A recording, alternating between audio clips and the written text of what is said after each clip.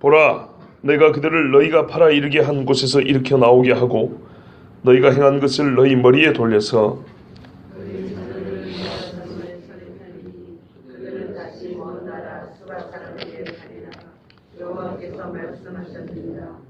너희는 모든 민족에게 이렇게 널리 선포할지어다. 너희는 전쟁을 준비하고 용사를 격려하고 병사로 다 가까이 나와서 올라오게 할지어다. 너희는 보습을 쳐서 칼을 만들지어다. 낫을 쳐서 창을 만들지어다. 약한 자도 이르기를 너는 강한 자이다. 사면의 민족들아, 너희는 속히 와서 모일지어다. 여호와여, 주의 용사들로 그리로 내려오게 하옵소서. 민족들은 일어나서 여호사밧 골짜기로 가볼지어다. 내가 거기에 앉아서 사면의 민족들을 다 심판하리라. 같이 봅니다. 너희는 낫을 쓰라. 곡식이 이것도다. 와서 밟을지어다. 포도주 틀이 가득히 차고 포도주 독이 넘치니 그들의 악이 크미로다. 아멘. 자, 오늘 말씀에 보라 그럽니다. 성경에 보라라는 말들은요, 하나님이 뭔가 확정되고 확실한 것을 보라 그 말입니다. 내가 다 끝내놨으니까 너희는 보기만 하라는 건데 그만큼 확실하다는 겁니다. 뭐가 확실합니까? 내가 그들을 너희가 팔아 이르게 한 곳에서 이렇게 나오게 하고, 그들이 누구냐면 여기는 이스라엘입니다. 여기 너희는 열국입니다. 열국 백성 너희가 이스라엘을 팔아 먹은 그 땅에서 나는 그들을 일으키리라고 말해요. 일으켜서 데리고 온다. 자, 그러면 데리고 나오려면 이 열국 사람들이 좋아할까요? 안 좋아할까요? 안 좋아하겠죠. 안 좋아하죠. 아니, 생각해보세요. 이스라엘을 무너뜨려서 저놈들을 팔아먹었다는데 저것들이 일어나서 다시 자기 나라로 돌아간단 말이에요. 그럼 이방 사람도 안 좋아하겠죠. 그 말은 뭐냐면 항상 우리가 동시적으로 생각을 해야 돼요. 이스라엘이 돌아온단 말은 반 이스라엘, 반 유대, 반 기독교적인 사람들은 싫어한다는 거예요. 하나님을 싫어하고 이스라엘을 싫어하고 다시 잡아가고 싶어하고 다시 무너뜨리고 싶어하고 악감정이 점점 커지겠죠. 바로를 보세요. 바로를 어떻게 돼 있는가. 하만을 보시라고요. 자, 그때 이 사람들은 화가 날 겁니다. 그런데 하나님은 뭐냐면 무슨 일을 계획하셨냐? 너희 머리에 돌리리라. 이 사람들이 한 행동을 하나님이 그대로 바로 그 본인에게 돌려주겠다는 표현이 너희 머리입니다. 내 모든 것이 내 머릿속에서 나오죠. 그죠? 너희 손에 돌린 게 아니고 너희 머리란 것은 완전히 남이 아니고 바로 너에게 준다 그 말이에요. 네가 한 거 그대로 너에게 갚아준다 할 때 네 머리에 돌린다 그랬어요. 자, 하나님께서 이스라엘을 팔아먹은 놈들에게 너희 머리에 너희 한 그대로 내가 돌려준다 그랬어요. 8절 보십시오. 너희 자녀를 유다 자손의 손에 팔리니. 봐보세요. 옛날에는 너희가 유다 자손을 파는데 이번에는 너희 자식들을 내가 유다 자손의 손에 팔아버리겠다. 그러면 유다 자손이 뭘 어떻게 하냐? 이 사람들을 어떻게 해요? 스밧 사람을 비롯해서 다른 나라에 유다가 이제 팔아먹는데요. 이런 경우는 없었어요. 아니, 성경학자들이 뭐라 그러냐면 이런 일은 이스라엘 역사에 한 번도 없었대요. 한 번도. 그런데도 이거를 해석을 못해요. 그러면 마지막 때로 해석하면 될 건데 그렇게 해석이 싫고, 그러면은 이게 좀 돌아오는 게 뭐예요? 바벨론 포로기 때 얘기 아닙니까? 에스라 느헤미야 때 돌아온 이야기. 에스라 느헤미야 때 돌아왔고 언제 이런 일이 있었어요? 없었어요. 그러니까 어떻게 하냐면 이거는 상투적인 표현이다 이렇게 하는 거예요. 이게 무슨 말이냐면 우리가 늘 하는 이야기 있죠. 그냥 요즘 말하면 소울 없는, 영혼 없는 이야기. 그냥 입에 붙은 말. 하나님이 이스라엘에 복주고 이스라엘을 저주한 사람을 저주한다는 이런 하나님의 약속을 그냥 단순하게 상투적으로 반복하는 거. 이 나쁜 놈들, 너희는 내가 너희 머리에 너희 원수를 갚을 거야. 너희 한 대로 너희 머리에 갚을 거야. 이렇게 그냥 의미 없는 말을 했다는 거예요. 여러분, 이스라엘은 실제로 돌아오게 하고 이스라엘의 원수에 대해서는 하나님이 그냥 상투적인 표현을 했다. 이게 말이 됩니까? 안 되죠. 근데 왜 그래요? 말세를 말하고 싶지 않으니까. 옛날 이스라엘 역사 중에서 이런 일을 찾아보니까 돌아온 적은 있는데 원수를 유다 손에 파는 적은 없단 말이에요. 유다 손에 원수를 맡긴 적은 없다고. 유다야 네가 처분하라 이렇게 한 적은 없단 말이죠. 그러니까 이게 한쪽은 이해가 되는데 한쪽이 이해가 안 되니까 그렇게 표현하는, 그렇게 해석하는 거예요. 참 어둡습니다. 너무 눈이 어두워요. 분명히 하나님은 여호와의 날이라고 앞에 말해놨는데 그 날을 인정하기 싫으니까. 예수님도 분명히 뒤에 가면은 주여 예수 다시 오실 주의 날, 선지자들 사도들 똑같은 얘기를 했는데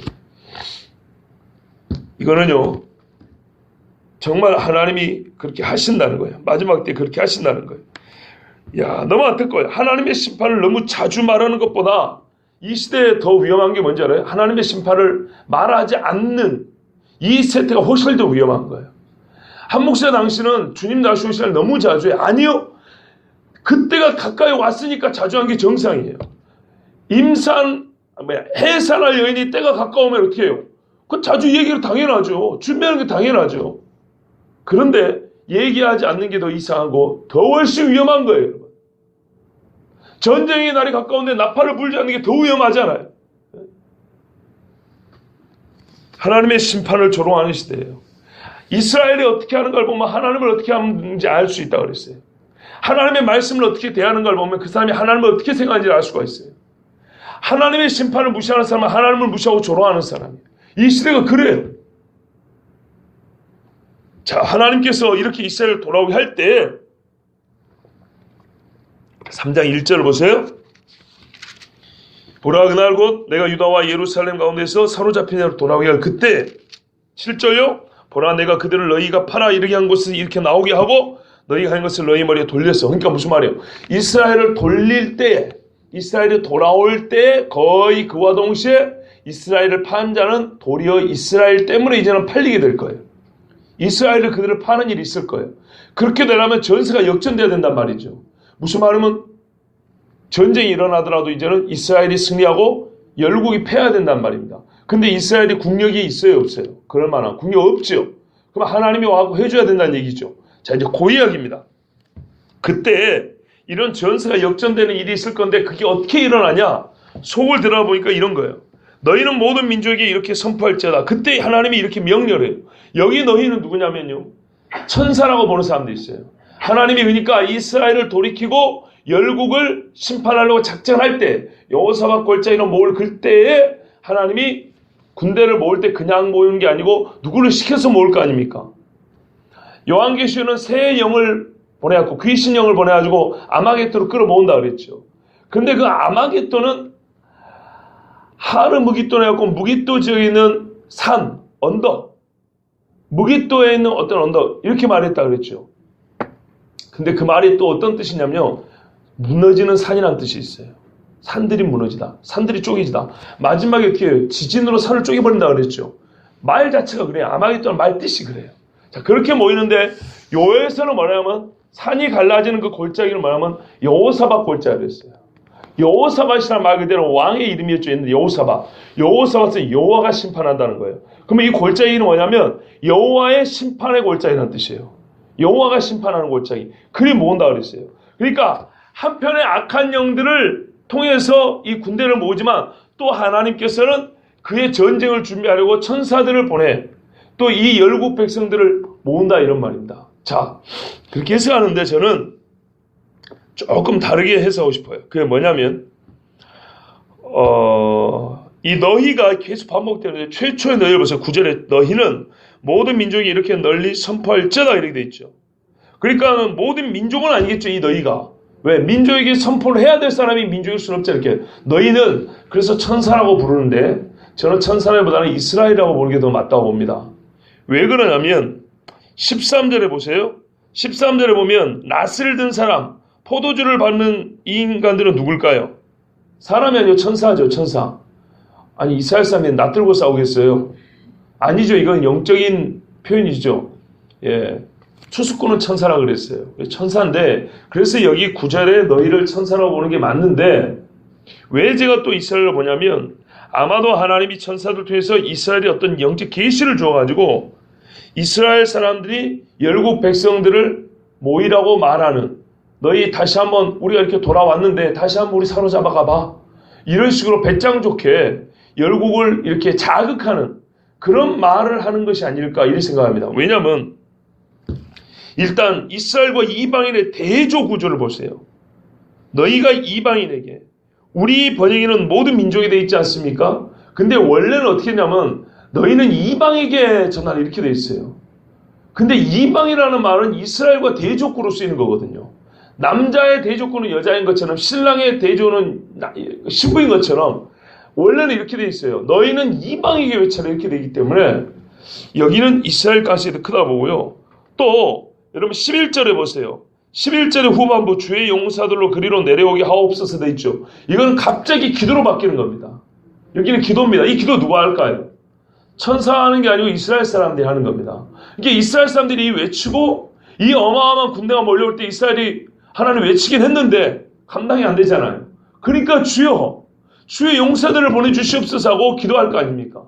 그래서 9절에 최초에 너희는 모든 민족에게 이렇게 널리 선포할지어다 할 때 너희는 이스라엘이라고 저는 보는 게 더 맞다옵니다. 이렇게 좀 다시 말하면 천사를 통한 어떤 영적 계시를 받고 이스라엘 사람들이 이방인들을 자극해서 너희가 예전에 우리 사로잡았지 않냐? 근데 하나님은 우리를 돌이켰지? 기분 나쁘지? 화나지? 그러면 다시 한번 잡아봐. 다시 한번 해보자. 자, 그러면 이방 나라들이요, 이스라엘이 얼마나 우습겠습니까?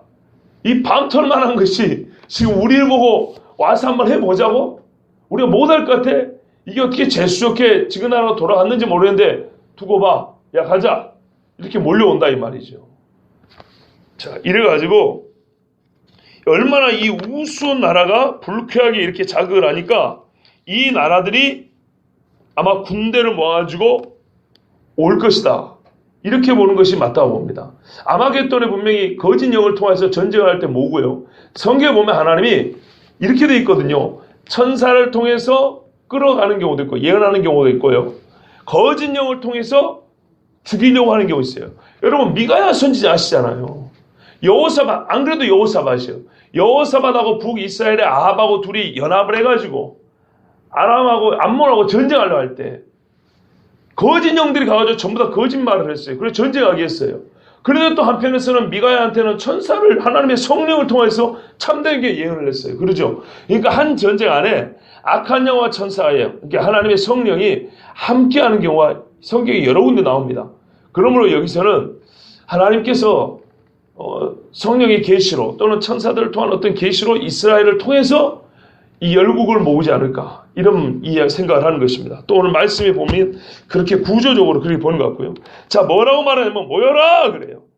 와서 여기서 싸워보자. 올라와 봐. 이렇게 막 외치는 겁니다. 자, 그때 그 다음에 나오는 너희는 누구냐면요. 9절 너희는 모든 민족이 이렇게 널리 선포할지어다 했죠. 이 찌어다 다음에 너희는 전쟁을 준비하고 여기서부터 너희는 이방 나라들 말해요. 이방 나라들아 너희 전쟁을 준비하라. 이 준비하라는 것보다는 원래는 말이 더 강해요. 전부 다 히브리어에 보면 강조형이에요. 전부 다 강조형. 번역은 이렇게 번역이 더 맞아요. 너희는 군대를 이렇게 세워봐. 이런 말이에요. 너희는 너희끼리 막 사기를 북돋아봐. 이런 말이에요. 너희는 군대를 다 모아가지고 한번 와봐. 이런 식으로 하나씩 끊어서 강하게 표현되어 있어요. 얼마나 자극을 받겠냐고 생각을 해보세요. 그죠? 자, 이러니까 이제 군대가 올라와요. 그러면서 한 수를 더 떠요. 10절에 이렇게 됐어요. 너희 보습, 여러분 말하면 쟁기 같은 겁니다. 쟁기를 녹여 쳐가지고 칼을 만들어라. 낫을, 농사기구잖아. 이걸 가지고 창을 만들어라는 거예요. 약한 자도 이르기를 나는 강하다. 너희 군대 다 모아. 약한 놈들도 스스로 나는 강하다, 용사다 이래가지고 다 와봐. 그러니까는요 살살 화를 돋구는 거예요 지금. 네? 아시겠죠? 그런 말이에요. 그래서 9절과 10절은 너희가 할 수 있는 모든 무기를 다 동원해 와보고 너희가 모을 수 있는 군대는 다 모아갖고 와봐. 그래 봐야 너희는 안 돼. 이런 식으로 부추기는 거예요. 그런데 여러분 10절에 보습을 쳐서 칼을 만들고 낫을 쳐서 창을 만들어라. 무기를 만들라는 얘기죠. 꼭 거꾸로 된 말씀이 성경에 2번 나와 있어요. 이사야 2장하고 미가 4장이에요. 근데 거기는 뭐냐면 너희가 칼을 쳐서 보습을 만들고 창을 쳐서 낫을 만들어 이렇게 돼 있어요. 그러니까는 전쟁 무기를 녹여가지고 이제는 농기구를 만들라는 얘기예요. 이렇게 반대로 돼 있거든요. 근데 많은 성경학자들과 목사님들이 밑도 끝도 없이 그냥 이 무기를 쳐서 농기구를 만든다는 이것만 봐요. 그래서 평화의 시대가 올 것입니다. 하나님께서 우리를 회복할 줄은 믿습니다. 여러분 칼을 쳐가지고 쟁기를 만든다는데 이런 평화 그냥 밑도 끝도 없이 그래요. 주님이 오시면 평화 올 것입니다. 또 어떤 분은 뭐냐면 누가 이거를 본땄냐 이렇게 해요. 여러분 꼭 김재환 전생 아빠 봐보세요. 공부할수록 그런 말 많이 볼 겁니다. 비슷한 말이 나오거나 아니면 앞뒤가 바뀐 말이 나오면 어떤 선지자가 어떤 선지자를 베낀 거냐? 어떤 선지자가 어떤 선지자의 말을 베껴가지고 그냥 그대로 쓰기는 그러니까 뒤집어 썼냐? 이렇게 학자들은 말해요. 그러니까 요엘이 미가를 본딴 거냐? 미가가 요엘을 본따 가지고 요엘을 글을 보고 뒤집어 써가 쓴 거냐? 웃기죠? 상황이 다르거든요. 이거는 마지막 전쟁 상황이니까 농교를 만들어서 쳐가지고라도 무기를 만들라는 얘기고, 이사야 2장하고 미가 4장은요 그 훗날의 얘기예요. 그 끝날에는 전쟁이 필요가 없으니까 이제는 전쟁 무기를 다 녹여가지고 농기구를 만들어, 이런 말이에요. 이해되시죠? 충분히 아시겠죠? 그런데 밑도 끝도 없이 평화를 선포할 때 그냥 말씀 써먹는다거나, 아니면은 연구하는 학자들은 소위 뿌리가 어디냐, 이 편집, 이 말의 이 문구의 기원이 어디냐, 이런 식으로 따지니까 어느 선지자의 글을 보고 베끼거나 아니면 그 글을 보고 글을 뒤집어서 자기 나름대로 새로운 신학을 형성했거나 이런 식으로 말한다고요. 전혀 주의 날을 모르는 사람들이에요. 그거 아닙니다.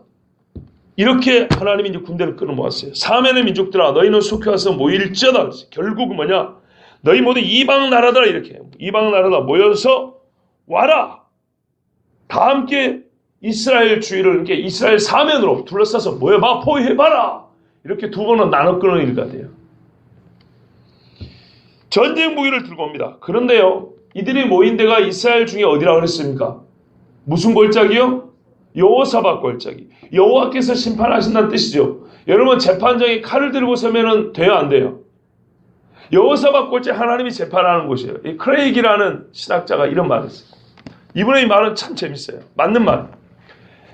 재판장이 앉아있는 그 골짜기에 재판을 받으러 오는 죄인들이 칼 들고 창 들고 왔다. 그 말은 빼도 박도 못할 증거를 들고 쓴 거다, 본인이. 이해되시지 않습니까? 살인범을 재판하는데 나 살인범 아니요 이렇게 하고 빼는데 멍청하게 지가 사람 죽인 피 묻은 칼을 들고 있었어요. 그러면서 나 살인범이 아니래요. 말이 돼요? 안 되죠. 지가 증거를 들고 썼는데 꼭 그런 말이란 거예요. 열국이 여호사밧 골짜기에 모일 때 그 수많은 전쟁물을 들고 이스라엘을 썼단 말이에요. 이스라엘. 그 말은 뭐냐면 우리가 이스라엘 죽인 사람 맞소. 우리가 당신을 핍박하고 당신의 백성을 사로잡은 자가 맞다는 것을 죄인인 자기가 스스로 고백했다, 이런 말이에요. 주여, 중요한 이야기인데 지금 아까 이 얘기를 딱 하려다가 생각이 멈춰버렸어요. 집사람이 하품하는 모습 보고 멈춰버렸어요. 진짜 중요한 이야기였는데 멀리서 오시나 고생하십니다. 네. 주여, 뭐 어쩔 수 없습니다. 나중에 생각나면 할게요. 자, 이때 이스라엘 백성들이 이제 이 군대가 모인 것을 보고 어떻게 합니까? 감당할 수가 없기 때문에 이렇게 기도합니다. 여호와여, 주의 용사들로 그리로 내려오게 하옵소서 그랬어요. 여기서 주의 용사들은 누굴까요? 이스라엘 사람들입니까? 천사들입니다. 이스라엘 사람들은 이들을 이길 능력이 없습니다. 물론 일부는 대항해서 싸울지는 모르지만 그래갖고는 절대 못 이깁니다. 이 이야기 하려고 한 겁니다. 그 케이스 인터레이터라는 유대계 목사님이 있어요. 예수 믿는 목사님이 있어요. 근데 이분이 뭐라 하냐면요, 기독교인과 유대인의 종말론 중에 잘못된 게 하나 있대요. 이런 비유를 썼어요. 유대인은 메시아가 온다는 건 아는데, 메시아가 예루살렘에 온다는 걸 안다는 거예요. 구약성을 보니까 예루살렘으로 온대요. 그런데 어떤 메시아인지는 모른대요. 메시아를 못 찾았다는 거예요. 기독교인들은 메시아가 다시 온다는 건 아는데 어디로 올지를 모른대요. 말하자면 비유컨대 이런 거예요. 비행기가 왔는데 이스라엘 같은 경우는 공항은 만들었는데 올 비행기가 없대요. 유대인들의 종말은 비행기에 있대요. 즉 예루살렘이라는 비행장이 있는데 올 비행기가 없대요. 메시아가 없대요. 기독교인들은 다시 오신다는 메시아는 안 돼요. 비행기는 지금 다 와가는데 공항이 없대요. 뭐 서울에 오니 과천 오니 미국에 오니 하와이에 오니 어디에 올지 모르는데 어느 공항에 비행기가 착륙될지 모르는데 성경은 예루살렘에 있대요. 그래서 유대인들은 비행기를 찾아야 되고 기독교인들은 공항을 지어야 된대요. 이해되시죠? 그러니까 유대인들의 종말 사상하고 기독교인들의 이 반쪽짜리 종말 사상들을 딱 묶으면 답이 나온대요. 예수라는 메시아가 오는데 어디로 온다고요? 예루살렘으로 온다고. 예루살렘. 그러니까 그걸 알기 때문에 유대인들이 뭐라 기도해요? 자, 히브리 한번 써볼게요. 바루카바 바슈엠 아도나이. 복이 있도다. 오시는 이여. 주의 이름으로 오시는 이여. 여호와의 이름으로 오시는 이여. 이게 그 히브리 어린아이들이 예루살렘 올라가는 예수님을 보고 불렀던 그 노래입니다. 그 노래를 부를 때까지는 내가 다시 오지, 너희가 주의 이름으로 오시느니 하고 찬송하리로다 주의 이름으로 오시느니 할 때까지는 너희가 나를 보지 못한다고 그랬죠. 마태복음에. 그 노래를 부르면 내가 온다 그랬어요. 그러니까 말하자면 이런 비슷한 이야기예요. 여호와여 주의 용사들로 그리워 내려오게 하옵소서. 이 기도 안에는 주님이 올 때 천군을 데리고 온다 했거든요. 그러니까 이제는 주여 오시옵소서라고 그 같은 말이에요. 시편 118편에 우리 이번에 수련하서 들으시겠지만 건축자의 버린 돌이 모퉁이의 머릿돌이 되었다 이렇게 돼 있죠. 그렇죠? 그 다음에 나온 말이 그거예요. 찬송하리로다 주의 이름으로 오시는 이예요. 기가 막히죠. 찬송하리로다 주의 이름으로 오시는 이어를 유대인들이 외쳐요. 바루카 바셈 아도나이 여호와 이렇게 외친다고요. 그런데 그 전에 주의 이름으로 오시는 이가 어떻게 해요? 건축자의 버린 돌로 먼저 온다고요. 버린 돌로 먼저 온다는 것을 유대인들이 지그들이 버려놓고도 몰라요. 바로 그가 당신들이 부르는 아도나이 여호와라는 것을 모른다고요. 그 뒤에 부분을 부르는데 이 아도나이 주의 이름이 뭐냐면 먼저 버린 돌이 되어야 된다는 걸 모른다 이 말이에요. 버린 돌이. 같은 시편이에요. 같은 118편. 앞에는 건축자의 버린 돌이 모퉁이의 머릿돌이 되어서 그 다음에 찬송하리로다 주의 이름으로 하면은 그가 오신다 이렇게 돼 있거든요. 근데 이 뒤에 것만 보니까 자기들이 죽인 예수가 버린 돌이 바로 그들이 기다리는 메시아는 걸 모른다는 말이에요. 이게 눈이 어두웠다는 거예요. 자, 그런데 우리가 이들이 이제 이 노래를 또 부릅니다. 그때는 어떻게 부를까요? 알고 부르겠죠. 아, 우리가 죽인 예수가 바로 우리가 바라는 바 메시아구나. 이걸 알고 부르겠죠. 그날이에요, 그날. 자, 이렇게 이제 좀 더 풍수해 봐야 되는데 요엘서는 압축이 되어 있기 때문에 이해되시죠? 매우 압축이 되어 있기 때문에 이 한 줄로 이렇게 표현한 거예요. 어떻게 해요? 주의 용사들로 그리로 내려오게 하옵소서. 이 마지막 전쟁을 이제 주여 매듭지어 주시옵소서 하고 믿음을 가지고 기도를 합니다. 자, 이때 사면의 민족들아 너희는 속히 와서 모일지어다. 다시 한번 재판정을 엽니다. 여호와여 주의 용사들로 그리로 내려오게 하옵소서. 이제 준비됐으니까 주여 와서 이들을 심판하옵소서. 그때 이 모습이 언제냐면 요한계시록 19장 11절에서 16절에 또 내가 하늘이 열린 것을 보니 보라 백마와 그것을 탄 자가 있으니 그 이름은 충신과 진실이라 하고 저번에 읽어드렸어요. 그래서 쭉 읽어드리면 그 다음에 뭐라고 나오냐면 군대들이 하늘에 있는 군대들이 희고 깨끗한 세마포스를 입고 백마를 타고 그를 따르더라. 그의 입에서 예리한 검이 나오니 그것으로 만국을 치겠고 친히 그들을 철장으로 다스리며 또 친히 하나님 곧 전능하신 이의 맹렬한 진노의 포도주 틀을 밟겠고 13절 이야기죠. 그 옷과 그 다리에 이름을 쓴 것이 있으니 만왕의 왕이요 만주의 주라 하였더라. 아멘. 자, 이게 이제 결론이 나온 거예요. 내려오게 하옵소서. 이렇게 하고 나서 어떻게 해요? 민족들은 일어나서 여호사밧 골짜기로 올라올지어다. 기도하면서 이들을 자꾸 올라오라 그래요. 또 하나님의 이제 선포예요. 너희들 와라 그랬어요. 자, 내가 거기에 앉아서 사면의 민족들을 다 심판하리로다. 우리 번역에 빠졌는데 여기에 반드시가 있어요. 반드시. 그들이 모이면 내가 반드시 심판하리라. 이제는 끝. 그 말이에요. 끝. 미가 4장 1절과 13절까지 한번 읽어드리겠습니다. 끝날에 이르러는 이 미가 4장 1절부터 13절은 두 부분으로 나눠져 있어요. 끝날 그날이 두 번 나와요. 자, 먼저 끝날에 이르러는 여호와의 전에 산이 시온산이죠. 산들의 꼭대기에 굳게 서며 작은 산들 위에 뛰어나고 민족들이 그리로 몰려갈 것이라. 곧 많은 이방 사람들이 가며 이르기를 오라 우리가 여호와의 산에 올라와서 야곱의 하나님의 전에 이르자. 그가 그의 도를 가지고 우리에게 가르치실 것이니라. 우리가 그의 길을 행하리라 하리니 이는 율법이 시온에서부터 나올 것이요 여호와의 말씀이 예루살렘에서부터 나올 것임이라. 어이구 이건 전쟁 상황이 아니네요.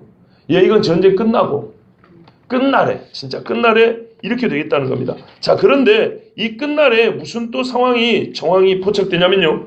그가 많은 민족들 사이에 이를 심판하시며 먼 곳 강한 이방 사람을 판결하시리니 무리가 그 칼을 쳐서 보습을, 그러니까 이 가운데가 이거 끼어 있어요. 뭐가요? 그가 많은 민족들 사이에 이를 심판하시며 먼 곳 강한 이방 사람을 판결하시리니. 요 일이 있어요. 요 일이 있기 때문에 뭔 일이냐면 앞부분이에요. 그러니까는 자 보세요. 우리가 항상 시간 순서대로 기록된 건 아니라 그랬어요. 심판이 있어요. 이 심판이 무슨 심판이냐 하고 심판의 결과가 어떻게 될 것이냐고 미가서의 앞뒤로 이렇게 기록이 되어 있는 거예요. 아시겠죠?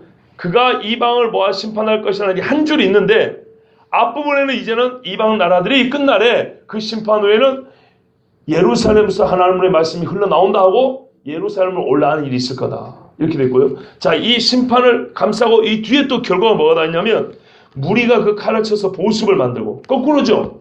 창을 쳐서 낫을 만들 것이며 이 나라와 저 나라가 다시는 칼을 들고 서로 치지 아니하며 다시는 전쟁을 연습하지 아니하고 각 사람이 자기 포도나무 아래와 자기 무화과나무 아래에 앉을 것이라 그들을 두렵게 할 자 없으리니 이는 만군의 여호와 입이 이같이 말씀하셨습니다.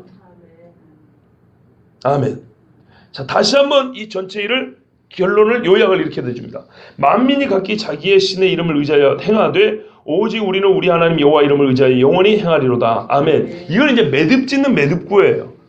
그러니까 자꾸 이게 전쟁이 반복되나 이렇게 생각하시면 안 되고 성경 말씀이 시간 순서대로 기록되어 있지만 모든 일을 끝내고 전체를 조망하면서 해는 이 얘기들도 있다는 거예요. 다 결국을 알고. 이해되시죠? 우리가 일기를 쓸 때 하루를 다 살고 난 다음에 쓰죠. 그렇죠. 그렇게 되면 시간 순서가 좀 뒤바뀌긴 해도 우리는 그 일을 다 알고 있어요. 전체를 보는 거죠. 자, 그 다음에 이렇게 됐어요. 여호와께서 6절을 보시면 미가 4장 6절을 보시면 여호와께서 말씀하시되 그날에는 내가 저는 자를 모으며 쫓겨난 자와 내가 환난받게 한 자를 모아 발을 저는 자는 남은 백성이 되게 하며 멀리 쫓겨났던 자들이 강한 나라가 되게 하고 나 여호와가 시온산에서 이제부터 영까지 그들을 다스리리라 하셨나니 너희 양떼 망대요 딸 시온의 산이여 이전 걷는 곳 딸 예루살렘의 나라가 내게로 돌아오리라. 아멘. 그러니까 이때는 또 무슨 일이 있어요? 전쟁이 끝난 다음이 아니고 전쟁이 있는 그 시점에 이스라엘을 돌아오게 하죠. 그리고 전쟁이 끝난 다음에는 하나님이 이제는 이스라엘을 버리지 않고 영원히 그 가운데 계세요. 이게 그 날이 어느 하루를 말하는 게 아니고 그 시즌 여호와의 나라는 이 시작부터 만약 이 전체를 조망하는 얘기예요. 그때는 또 이스라엘을 회복한다는 얘기입니다. 이제 네가 어찌하여 부르짖냐 너희 중에 왕이 없어졌고 내 모사가 죽었으므로 내가 해산한 여인처럼 고통하느냐 딸 시온이 해산한 여인처럼 힘들어 나을지어다. 이제 네가 성읍에서 나서 들에 거주하며 또 바벨론까지 이르러 거기서 구원을 얻으리니 이런 고통하는 일이 있는데 구원을 결국 얻는다는 거예요. 여호와께서 거기서 너를 내 원수들의 손에서 속량하여 내시리라. 이제 많은 이방 사람들이 모여서 너를 치며 이르기를 시온이 더럽게 되며 그것을 우리 눈으로 바라보기를 원하노라 하거니와 그들이 여호와의 뜻을 알지 못하며 그의 계획을 깨닫지 못한 것이라. 그러니까 이 사람들이 이 말일에 이스라엘을 치러 오는데 하나님의 계획을 모르니까 또 이스라엘을 잡아먹겠다 온다는 거예요. 하나님의 계획은 심판하겠다는 거죠. 예. 여호와께서 곡식단을 타작마당에 모음같이 그들을 모으셨나니 딸 시온이 일어나서 칠지어다. 내가 내 뿔을 무쇠같게 하며 내 굽을 녹같게 하리니 내가 여러 백성을 쳐서 깨뜨릴 것이라. 내가 그들의 탈취물을 구별하여 여호와께 드리며 그들의 재물을 온 땅을 주께 돌리리라. 아멘. 자, 그러니까 다시 말씀드리면 자꾸 그날 하는데 어제 있고 오늘 있고 내일 있고 이렇게 시간 순서로 보지 마시고 전체적인 조망을 계속 반복해서 말하고 있어요. 전쟁이 있다. 사로잡혀야 할 것이다. 돌아오게 할 것이다. 마지막 이들을 모아서 여호사밧 굴째 판결할 거다. 그때 너희는 승리를 얻고 여호와께서 이스라엘의 영원히 거할 것이다.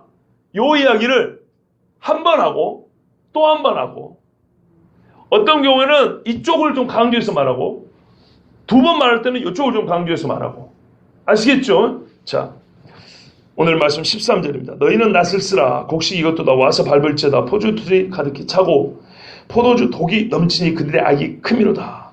여러분 천사들이 군대대장 예수 그리스도를 힘입어서 낫을 들어 곡식을 거두었어요.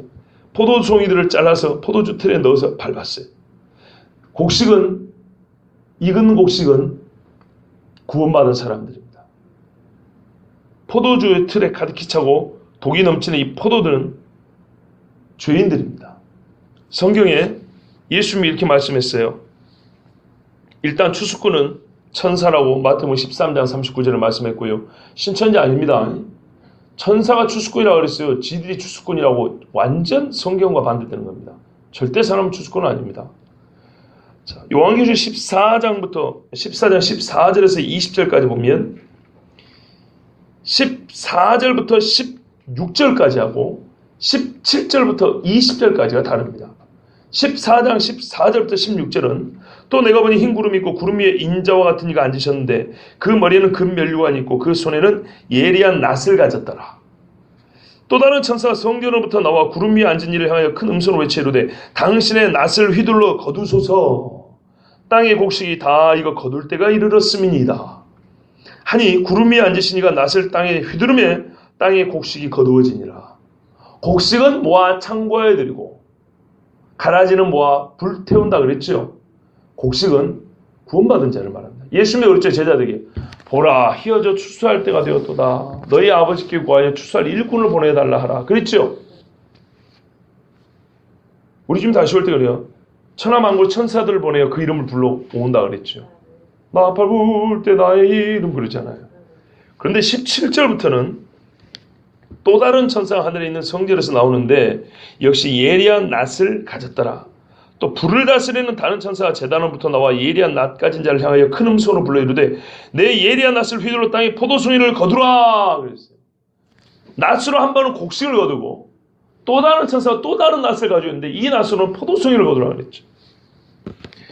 그 포도가 익었느니라 하더라. 천사가 낫을 땅에 휘둘러 땅에 포도를 거두어 하나님의 진노의 큰 포도주 틀에 던지매 성 밖에서 그 틀이 밟히니 틀에서 피가 나서 말 굴레까지 닿았고 1600 스타디온에 퍼졌더라. 성박 여기 무슨 성일까요? 예루살렘이죠. 여기서 만국의 심판이 일어나는 말입니다. 이 심판은 여러분 우리 요한계시록 20장에 나오는 최후의 죽은 자까지 부활해서 받는 그 심판 아닙니다. 그게 아니고 이 땅에 적그리스도를 멸하는 그 심판을 얘기하는 겁니다. 분명히 그렇게 되어 있죠. 그러니까 이 13절 어떻게 봐요? 너희는 낫을 쓰라 곡식이었다. 천사들을 통해서 하나님께서 어떻게 해요? 구원받은 자를 거두고 이제 열국의 이방의 군대들은 그 피를 포도틀에 밟아서 짠다 그 말입니다. 이사야 63장에 이 이야기가 다시 한번 자세히 기록이 되어 있어요. 자, 오늘 여기까지 읽고 마치겠습니다. 에돔에서 오며 홍의를 입고 그러니까 붉은 옷을 입고 보스라에서 오는 자가 누구뇨? 저번에 제가 예수님이 다시 오실 때 예루살렘을 오시지만은 그 오시는 방향이 에돔 쪽에서 이렇게 동쪽에서 이렇게 온다. 이 말씀 드린 적 있죠. 성경이 근거한 거예요. 아모스에 나왔지만 이사야도 이렇게 돼 있어요. 특히 이사야 60장 이하에는 61장 보면은 일어나라 빛을 발하라 이 말씀 있죠. 우리가 기분 좋게 많이 그냥 듣는 이야기거든요. 여러분 교회 가기 전에 일어나 빛을 발할 때 됐습니다. 그게 아니고 이거 종말 이야기입니다. 사실은 맥락이 종말 맥락이에요. 자, 보스에서 오는 자가 누구뇨? 그 화려한 의복, 그 큰 능력으로 걷는 자가 누구뇨? 그는 내니 누구예요? 나 하나님이라고요. 의를 말하는 자요 구원하기에 능한 자니라. 주님 오실 이야기예요. 이게니까. 어찌하여 내 의복이 붉으며 내 옷이 포도즙 틀을 밟는 자 같으뇨? 만민 중에 나와 함께한 자가 없이 내가 홀로 포도즙 틀을 밟았는데 물어보는 거예요. 사람들이. 왜 여호와여 주님이여 당신의 옷이 그렇게 왜 붉습니까? 이러니까 우리 주님이 오면서 뭐라고 대답하냐 백성들에게 이렇게 말해요. 내 옷이 포도즙 틀을 밟는 자 같으뇨? 왜 이렇게 붉으냐? 그러니까 만민 중에 나와 함께한 자가 없이 내가 홀로 포도즙 틀을 밟았는데 내가 심판했다 이 말이에요. 내가 노함을 인하여 무리를 밟았고 분함을 인하여 짓밟았으므로 그들의 선혈이 피가 내 옷에 뛰어 내 의복이 다 더럽혔음이니 이는 내 원수가 없는 날이 내 마음에 있고 내 구속할례가 왔으나 볼게요. 구속할례하고 원수가 없는 날이 같이 있죠. 그렇게 말했잖아요. 주여. 예수님이 첫 설교했잖아요. 누가복음 4장에 뭐라 그랬어요? 찾아볼게. 보라 지금은 은혜 받을 만한 날이라 그랬죠. 누가복음 4장 보십시오. 예수님의 첫 설교.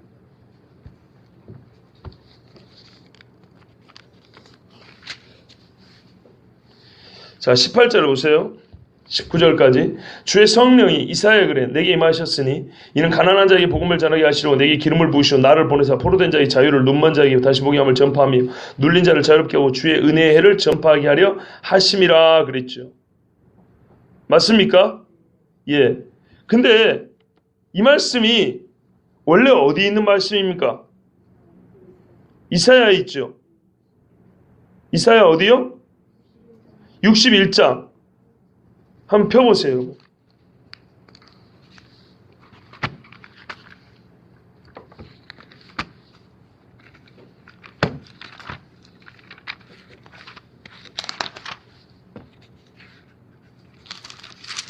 자, 이사야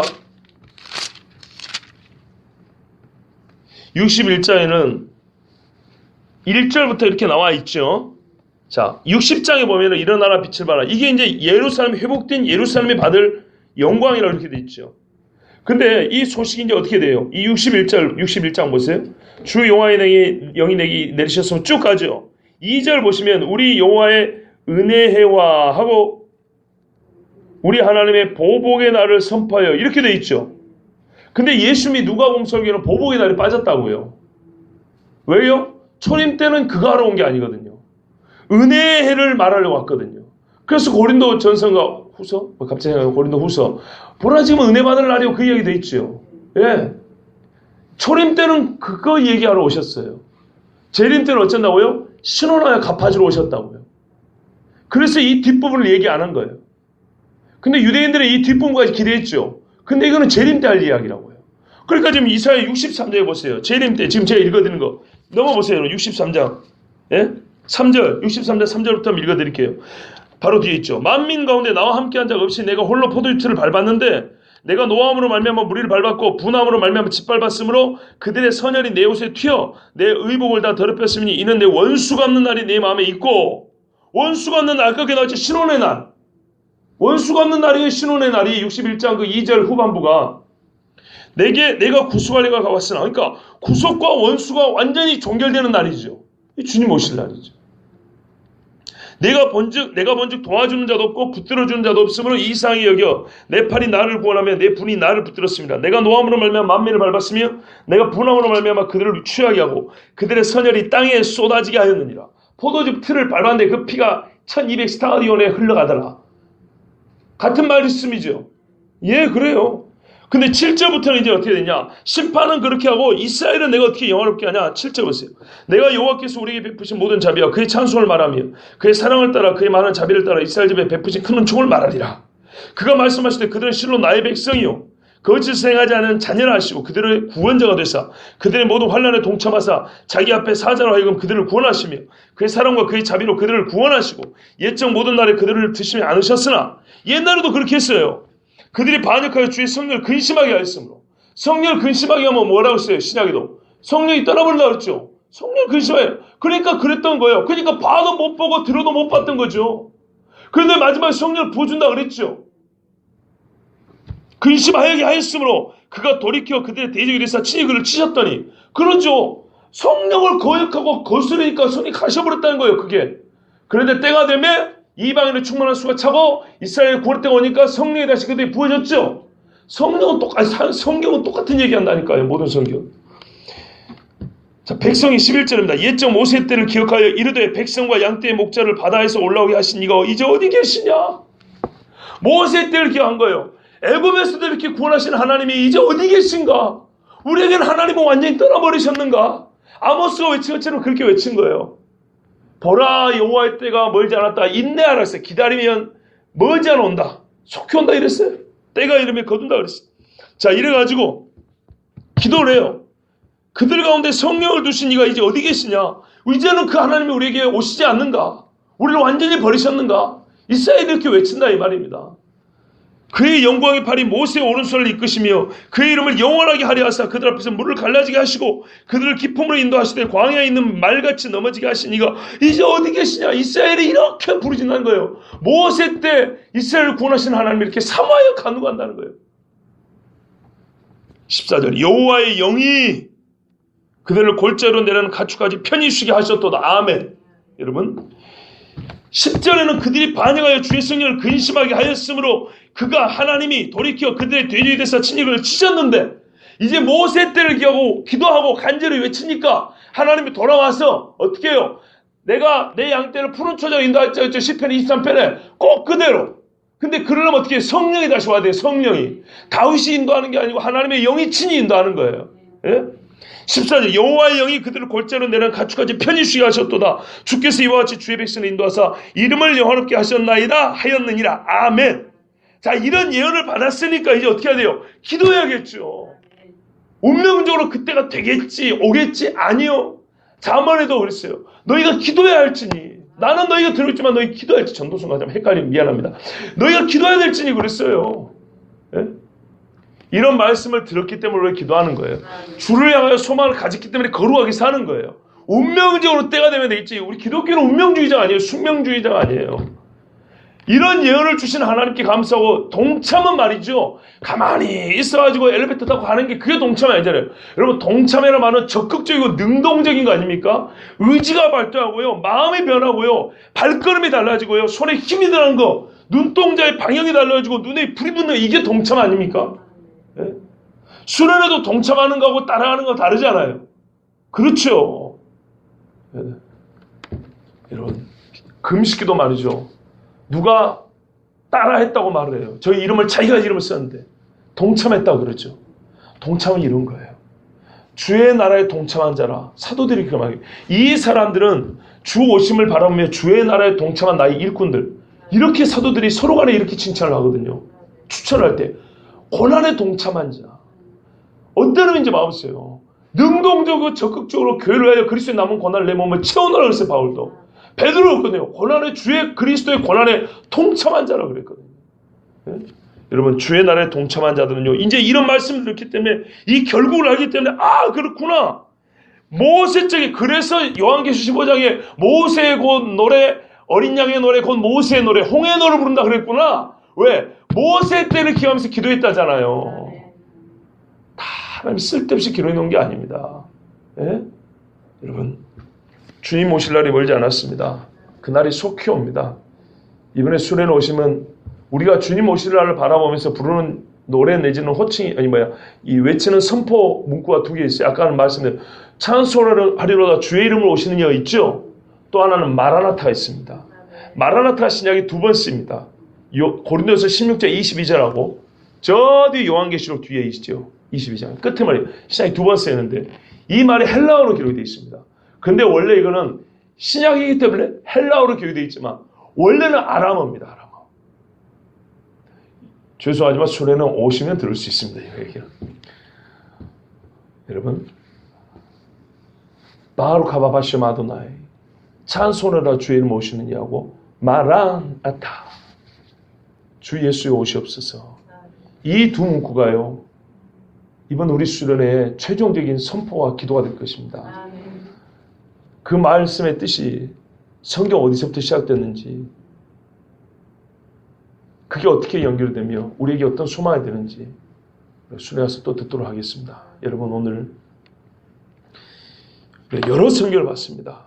구약과 신약을 왔다 갔다 봤지만은 또 하나 성경을 보는 눈이 우리에 생겼습니다. 구약 성경 없이 신약이 읽혀집니까? 안 읽혀집니까? 안 읽혀지죠. 성경은 한 권의 책입니다. 한 하나님이 주신 말씀입니다. 어쩜 이렇게 아름답게 맞아떨어지는지 몰라요. 그렇습니다. 주님 오실 날 핍박이 있습니다. 그러나 그 핍박 너머에 소망이 있고요.